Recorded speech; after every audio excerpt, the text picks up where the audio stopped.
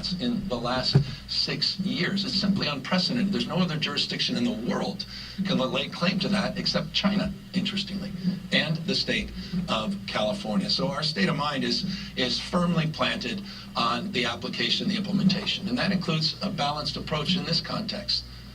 The reason this is bipartisan, the reason you heard Kern County and others, is we have to effectively transition. This is not an ideological endeavor. We're in the practical application business. We've got to manifest our ideals and our goals. And so this lays it out, but it lays it out without laying tracks over folks. I know there are tracks we are starting to lay in the Central Valley that are part of this. But the issue of affordability, as you heard, is top of mind. It's $60 billion. This should be the headline. $60 billion of tax rebates on electricity bills. That's what this bill represents, $60 billion. There's not another jurisdiction that can lay claim to that. Close to $1 billion a year just in our regionalization efforts as we work to expand our capacity to export more clean and green energy, to import to address some of the issues around reliability, but also to stabilize our grid with the Western market. We've worked on that for over a decade. We're getting it done here today. So finding a balanced approach, setting forth strategies to achieve audacious goals that simply no other large-scale jurisdiction in the world can lay claim to, and doing it in a way that reduces the burden on ratepayers and taxpayers at the same time. So I'm proud, and it's about time in contrast, because I'll close on this. This was noted and stated, there's a hell of a time. The CEC, our California Energy Commission, is celebrating its 50th anniversary today. And I'll remind folks that may have forgotten, or those that may not know, it was Ronald Reagan, Republican governor, that signed the bill that ultimately led to the CEC. He did the same with the California Air Resources Board. It was a Republican by the name of Nixon that codified our leadership in 1970 with the Clean Air Act, Clean Water Act, Endangered Species Act, Republican president. The vandalism that this president has done to our kids and our grandkids, the deficits, environmental injury is nothing more than deficit spending. Healthcare costs, the burdens of cleanup costs, and the next generation is a disgrace. It's a disgrace. It's also a front in the spiritual sense. And it's hard not to think about that in the context of these sentinels above you. This is the one thing that connects us generations, thousands and thousands of generations. There's something profoundly spiritual about that. It's an affront to God. Not my word. Those are the words of the Pope when we were at the Vatican a year and a half ago. So we recognize how precious this moment is and how important California is at this moment. And so I say all that, and this is a point of pride. We celebrated my oldest daughter's 16th birthday last night. And these are the kind of things, Mr. Pro Tem, leaders, that we get to look back with deep pride and satisfaction that we did the best we could, and hell, we set the tone and the pace for the rest of the nation. Thank you all very, very much. Sign the bill.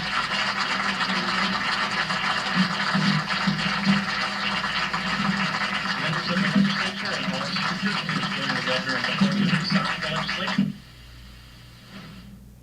All right, so it looks as though the camera, that's actually a feed coming in from Governor Gavin Newsom's Facebook page, and they've moved over to the location where he is going to sign the bill. So I do want to pop that up just one more time here. Obviously, it will be a quick signature. Let's pop it up and listen in.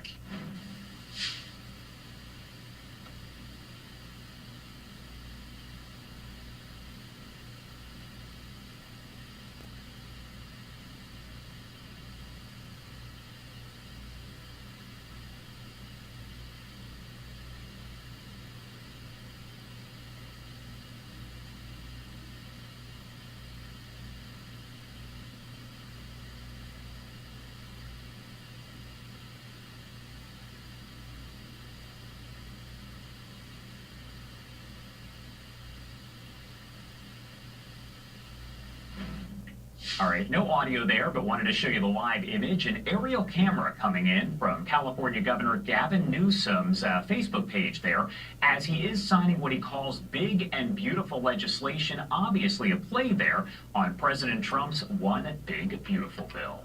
Right now, I do want to take you out to some breaking news that we are following involving President Trump. Take a live look over the White House here. Again, we are following breaking news, and this involves that lawsuit against the New York Times, as a federal judge has just struck Donald Trump's $15 billion defamation lawsuit against the New York Times over its content, calling it a, quote, decidedly improper effort to attack an adversary. U.S. District Judge Stephen Merryday in Tampa, Florida, said Trump's complaint violated a federal civil procedure rule requiring a short and plain statement of why he should prevail.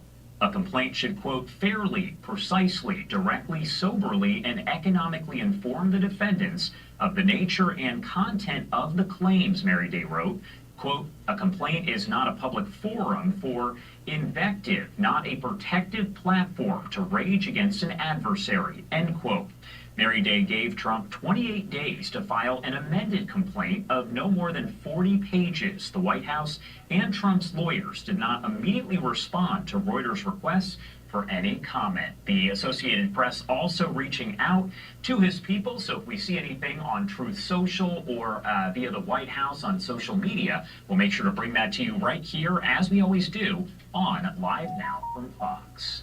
Also want to take you out to this live look right here that we do have of a podium that is set up, as we expect to hear from Senator Chuck Schumer, possibly others as well, in a news conference. All of this likely related to the vote there on stopping a potential government shutdown. So we're going to bring that to you here once it gets underway, and it should be there in a matter of moments.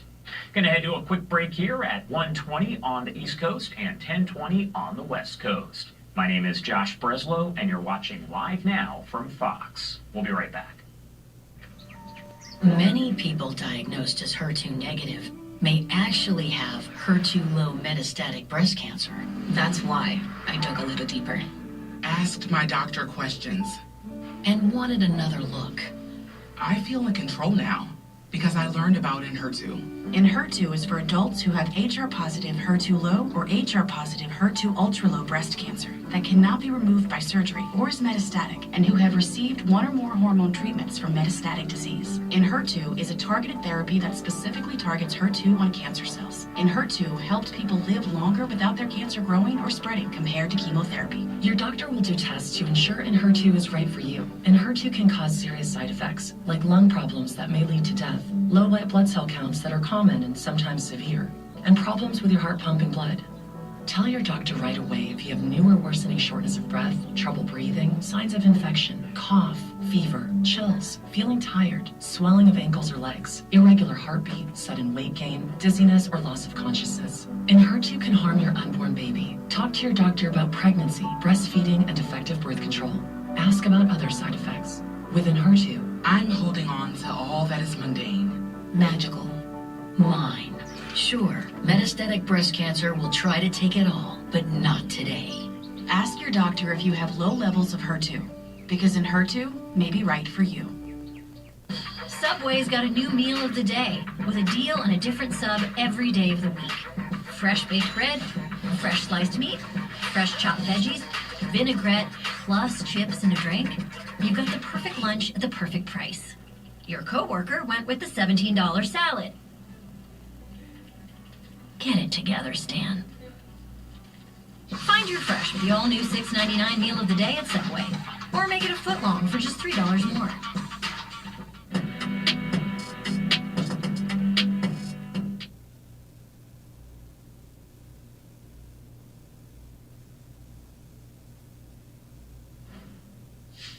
And welcome back here on Live Now from Fox. A lot of different feeds that are coming into our newsroom right now. You can see Senator Ashley Moody. She is over on the Senate floor. Let's lift up the audio here and listen in.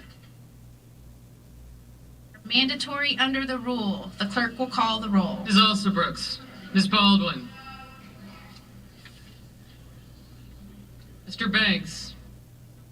All right, as you can see there, it's just a roll call at this point. So if we find out a little bit more, of course, there's been a lot of discussion already on the House floor and a lot of votes that have taken place throughout the day. The Senate taking those up here. Again, we will keep you updated on Live Now for Fox. In the meantime, we do have a live feed that is coming in. This is the We the People rally that is underway. And it looks like we do have Al Green speaking right now. So let's lift up the audio and try to listen in there. Marched some 160 miles to make this event possible, to bring back to this capital the notion that the Constitution matters enough such that you would do what you have done. If you are one of the marchers, raise your hand, please. All of the marchers, give them a hand, please. 160 miles.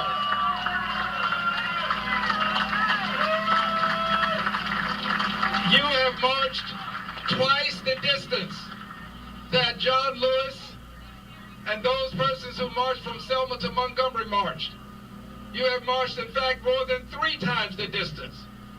And you have demonstrated today what we have to acknowledge, and that is, for every generation, there is an Edmund Pettus Bridge moment.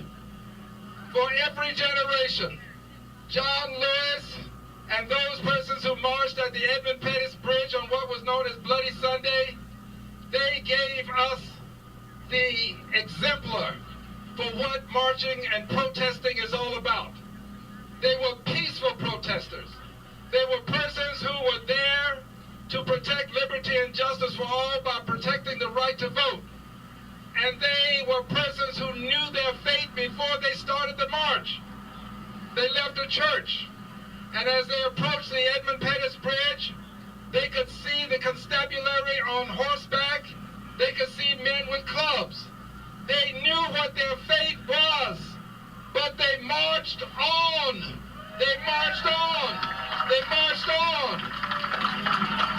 And as they marched forward, the persons on horseback, the persons with clubs, proceeded to take them on in an ungodly way. They were beaten.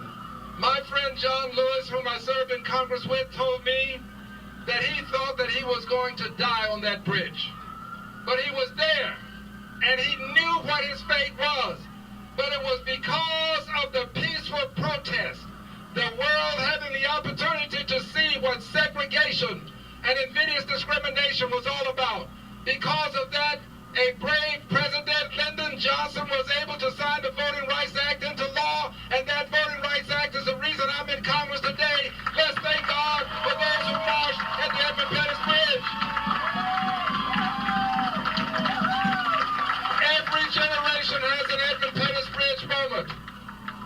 Those who were there at the Boston Tea Party, that was an Edmund Pettus Bridge moment. The person who had the midnight ride, Paul Revere, that was his Edmund Pettus Bridge moment.